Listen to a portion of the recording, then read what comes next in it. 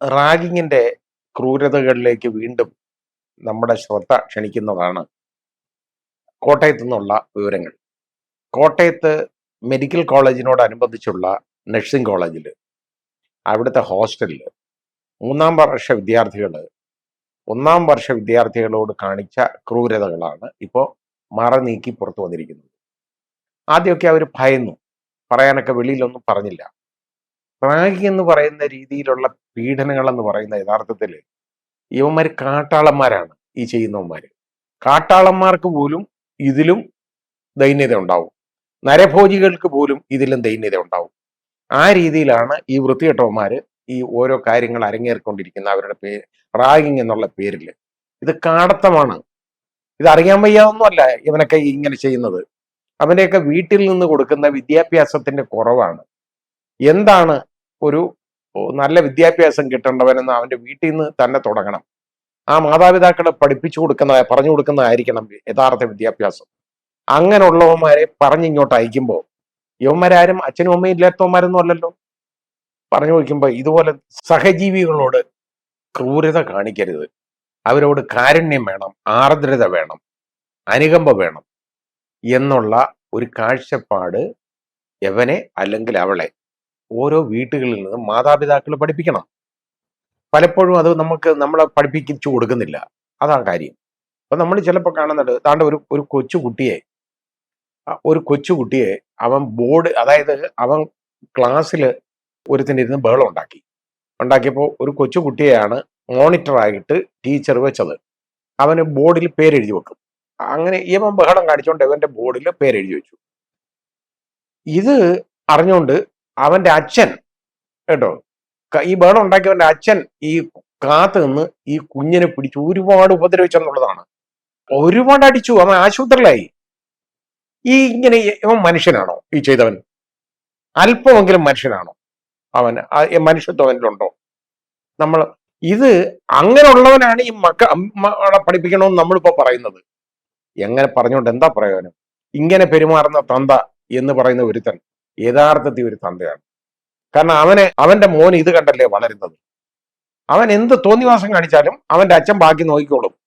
നല്ല കാര്യം ചെയ്ത ഒരു കുഞ്ഞിനെയാണ് ഈ ഉപദ്രവിച്ചത്, നമ്മൾ കണ്ടതാണ്. ഇവിടെ അതൊന്നുമല്ല, അതിലും ക്രൂരമായ റാഗിങ് ആണ് നടത്തേക്കുന്നത്. റാഗിങ് എന്ന് പറയുന്ന പേരാണ് ക്രിമിനൽ ഓഫൻസുകളാണ് നടത്തേക്കുന്നത്. ദേഹത്ത് കത്തി കൊണ്ട് വരഞ്ഞ് മുറിവേൽപ്പിച്ചതിന് ശേഷം അതിനകത്ത് ലോഷൻ ഒഴിക്കുക. ഒന്ന് നോക്കിക്കൊണ്ടോ, എന്ത് സുഖമായിരിക്കും. അവനെയൊക്കെ അതിന് പകരം ചെയ്യണമെന്ന് പറഞ്ഞാൽ അവന്റെയൊക്കെ ദേഹം ഇതോടെ വരഞ്ഞിട്ട് മുളകരച്ച് തേക്കണം എന്നാണ് ഞാൻ പറയുന്നത്. ലോഷം പോരാ, അതാണ് ചെയ്യേണ്ടത് ഇതിന് പകരം. എന്നിട്ട് ഇതെന്താ, സ്വകാര്യ ഭാഗങ്ങളിലൊക്കെ ഡമ്പൽ തൂക്കിയിടുക. അതൊക്കെ ആൺകുട്ടികൾ എന്തുമാത്രം അപകടമുള്ളതും എന്തുമാത്രം പെയിൻഫുൾ ആയിരിക്കും എന്നുള്ളതാണ്. അവനൊക്കെ ഒന്ന് ഇതുപോലെ ഒന്ന് തൂക്കിയിട്ട് നോക്കിയാലോ. യഥാർത്ഥത്തിൽ എവനെയൊക്കെ പിടിച്ചു കഴിഞ്ഞാൽ ഇതേപോലെ തൂക്കിയിട്ട് നിനക്കിപ്പോ എങ്ങനെ ഉണ്ടെന്ന് ചോദിക്കണം. അതാ ചെയ്യേണ്ടത്. ഈ രീതിയിലുള്ള കാര്യങ്ങളെ മർദ്ദിക്കുക, ഇഷ്ടം പോലെ അടിക്കുക, ഇതൊക്കെ ചെയ്യും. ഒരുപാട് ദിവസം തുടരും. പക്ഷെ ഇതിനെയൊക്കെ ഒരു മെക്കാനിസം എന്ന് പറഞ്ഞു കഴിഞ്ഞാൽ ഈ ഹോസ്റ്റലുകളിലൊക്കെ ഇതിന് യഥാർത്ഥ മെക്കാനിസം വേണ്ടതാണ്, പ്രിസ്ക്രൈബ് ചെയ്തേക്കുന്നതാണ്. അതൊന്നും ഇവരാരും നോക്കുന്നില്ല. അതാണ് പ്രശ്നം. അവിടെ അവരുടെ സംരക്ഷണയ്ക്ക് ആള് വേണം, നോക്കണം. ഇവരെ ഇതുപോലെ ഉപദ്രവിക്കുന്നുണ്ടോ, ബുദ്ധിമുട്ടുണ്ടോ എന്നുള്ളത് നോക്കണം. രഹസ്യമായിട്ടാ ചെയ്യുന്നത്. അവസാനം എന്താ, ഒരു തന്നെ ഇട്ട് ഉപദ്രവിച്ചതിന് ശേഷം അവസാനം അവന്റെ അടുത്ത് നിന്ന് പണം ചോദിച്ചു. ഇവന് പണവും കൂടെ കൊടുക്കണം യവന്മാർക്ക്. അവന് വീട്ടിൽ നിന്ന് വരുന്ന പണമൊക്കെ ഉണ്ടല്ലോ, അതൊക്കെ യവന്മാരായി എടുത്ത് ചെലവാക്കുന്നത്. ഇത് എന്നിട്ട് എന്താ, ഇവരെ പേടിപ്പിച്ച് മദ്യം കുടിപ്പിക്കും. എന്നിട്ട് അതിന്റെ ഫോട്ടോ എടുക്കും. എന്നിട്ട് നീ മദ്യപിച്ചു ഇവിടുന്ന് എന്ന് പറഞ്ഞിട്ട് നിന്റെ പഠിത്തം മുടങ്ങും. ആ ഭീഷണിയാണ്. ഈ പാവപ്പെട്ട കുട്ടികൾ വേറെ നിവൃത്തിയില്ല. യവന്മാരുടെ ഈ കിരാത നടപടികൾക്ക് നിന്നു കൊടുക്കും അവര്. കാരണം ഈ മദ്യം കുടിപ്പിച്ചതിന്റെ ഫോട്ടോ എടുത്ത് വെച്ചേക്കാണ്. അപ്പം മദ്യം കുടിച്ചു, നീ മദ്യപിച്ചതാണ്. ഇത് ആ രീതിയിലാണ് വരുന്നത്. ഈ മദ്യം നിർബന്ധിക്കുന്നതിന്റെയോ ഒന്നും ഫോട്ടോയിൽ കാണത്തില്ലല്ലോ. അത് വീഡിയോ അല്ലല്ലോ, ഫോട്ടോ അല്ലേ എടുത്തു വെക്കുന്നത്. ഇത് കഴിഞ്ഞതിന് ശേഷം അത് അവന്റെ വീട്ടിലിറങ്ങിക്കും, അങ്ങനെയും ഇങ്ങനെയും കോളേജിൽ അറിയിക്കും എന്ന് പറഞ്ഞ ഭീഷണിയാണ്. പണം ചോദിച്ചു. അവസാനം നിവൃത്തിയില്ലാതെ ഒരു വിദ്യാർത്ഥി അവന്റെ വീട്ടില് അവന്റെ അച്ഛനമ്മമാരെ വിളിച്ചു പറഞ്ഞു, ഇങ്ങനെ ഇതുപോലെ പൈസ ചോദിക്കുന്നു. പൈസ ചോദിച്ചു, കൊടുത്തില്ല. അവനെ ഒരുപാട് അടിച്ചു, ഒരുപാട് മർദ്ദിച്ചു, അങ്ങനെ ഉപദ്രവിച്ചു. അപ്പൊ അവർ പറഞ്ഞു ഗാന്ധിനഗർ പോലീസ് സ്റ്റേഷനിൽ പോയി പരാതി കൊടുക്കാൻ പറഞ്ഞു. അങ്ങനെ പരാതി കൊടുത്തപ്പോൾ ആദ്യം പോലീസ് പോലും വിചാരിച്ച് ഇതൊരു തമ്മിലുള്ള എന്തോ തർക്കമാണെന്നാണ്. പിന്നെ അന്വേഷിച്ച് വന്നപ്പോഴാണ് മനസ്സിലായത്. ഏതായാലും പോലീസ് 5 വിദ്യാർത്ഥികളെ അത് അറസ്റ്റ് ചെയ്തിട്ടുണ്ട്, സീനിയർ വിദ്യാർത്ഥികളെ. ഇനിയും കൂടുതൽ അറസ്റ്റുകൾ ഉണ്ടായേക്കും എന്നറിയുന്നു. കാരണം കൂടുതൽ പേരുടെ പങ്കിതി കാണും. ഇവനൊക്കെ വീട്ടിൽ പോയി ഇരിക്കട്ടെ, പഠിക്കണ്ട. ഇപ്പോൾ അവരെ കോളേജിൽ നിന്ന് സസ്പെൻഡ് ചെയ്തിട്ടുണ്ട്. ഇവനെയൊക്കെ സസ്പെൻഡ് ചെയ്യല്ല, ഇവനെയൊക്കെ പറഞ്ഞയക്കണം, വീട്ടിൽ പറഞ്ഞയക്കണം. ഇവനൊന്നും പഠിക്കണ്ട.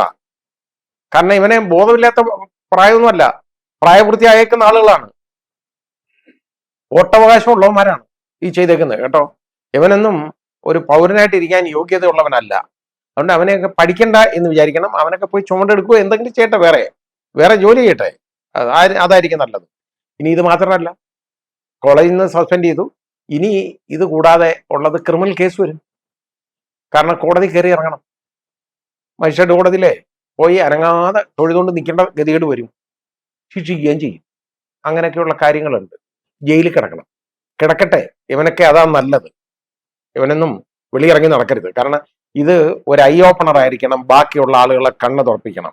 കാരണം പ്രോബബിൾ ആയിട്ടുള്ള ക്രിമിനൽസ് വേറെ ഇതുപോലെ കാത്തിരിപ്പുണ്ട് ഒരുപാട് അവന്മാർക്ക് ഇതൊന്ന് ഒരു കണ്ണ് ഉറപ്പിക്കാനുള്ള ഒരു മാർഗമായിട്ട് മാറണം. അതാണ് വേണ്ടത്.